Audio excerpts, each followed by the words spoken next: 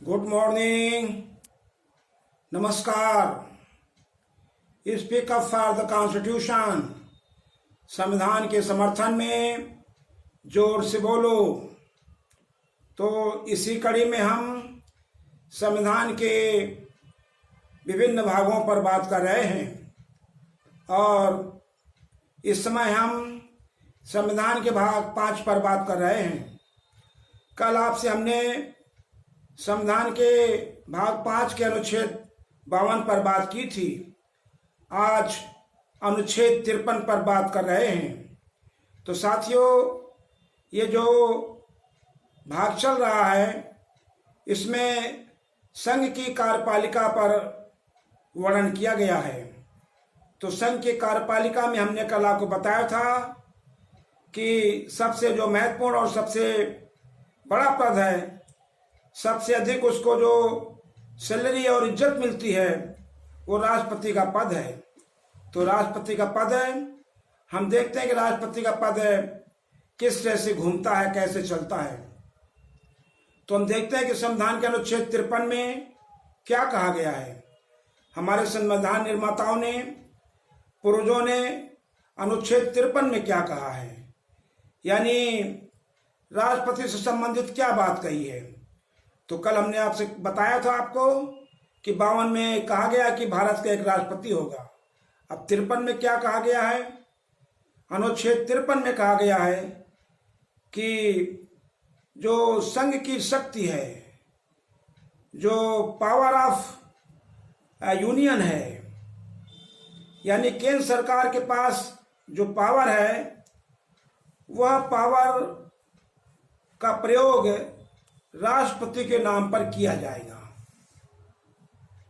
यानी बात साफ हो गई।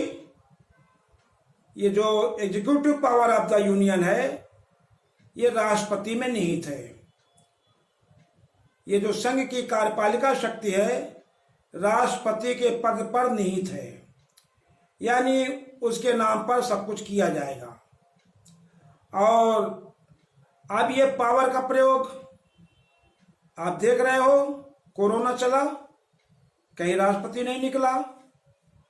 चीन भारत के साथ दंगा फसाद मचा हुआ है, राष्ट्रपति वहां मौके में नहीं गया।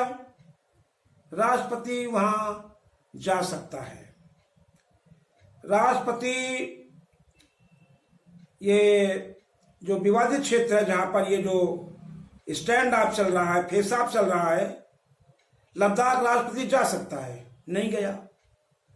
राष्ट्रपति चाहता तो देश के किसी कोने में कहीं पर भी जाकर के श्रमिकों की, माइग्रेंट्स की समस्या को देख सकता था, नहीं गया।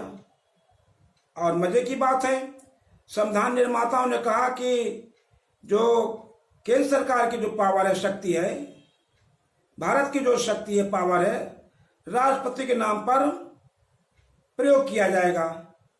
और यह प्रयोग राष्ट्रपति स्वयं करेंगे या राष्ट्रपति के अधीन जो पदाधिकारी हैं वो करेंगे।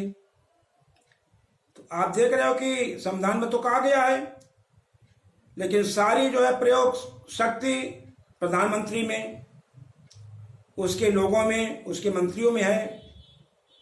तो राष्ट्रपति अगर चाहें तो इसमें हस्तक्षेप कर सकते हैं। यानी राष्ट्रपति सिर्फ स्टाम्प लगाने की सिर्फ कार्यालय नहीं है। राष्ट्रपति एक जीवित प्राणी है, राष्ट्रपति एक मन है, राष्ट्रपति एक जाति का व्यक्ति है, राष्ट्रपति एक धर्म का व्यक्ति है, राष्ट्रपति लोगों से बना है। तो वो चाहे तो अपने मन को, अपने विचार को, अपने हालातों को जनता के पास, जनता को सेवा दे सकता है, नहीं दे रहा है।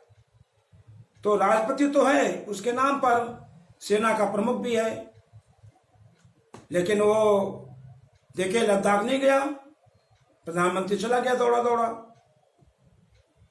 तो ऐसा नहीं कि प्रधानमंत्री भी चला जाएगा, राष्ट्रपति चला जाएगा तो शक्ति के 2 केंद्र बिंदु हो जाएंगे।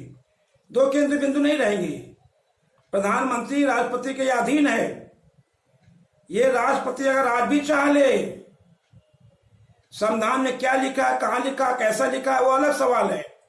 आज भी अगर ये राष्ट्रपति चाह ले तो इस बहुत बड़े बहुमत वाली सरकार को किसी भी समय बर्खास्त कर सकता है, ये उसकी शक्ति है। तो हमें दमदार राष्ट्रपति चाहिए।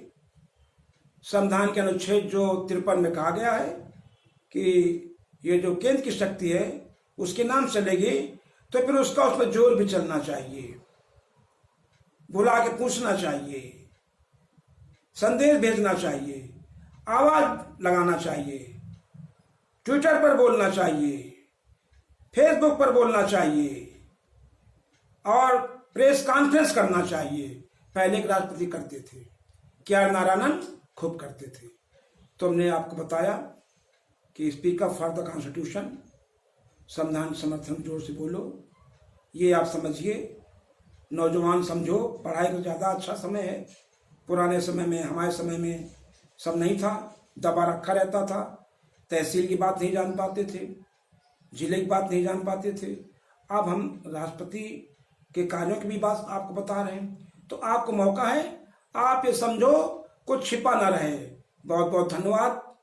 जय भीम, जय भारत, जय जन, जय उत्थान, जय मजदूर, जय संविधान। खुदा हाफिज।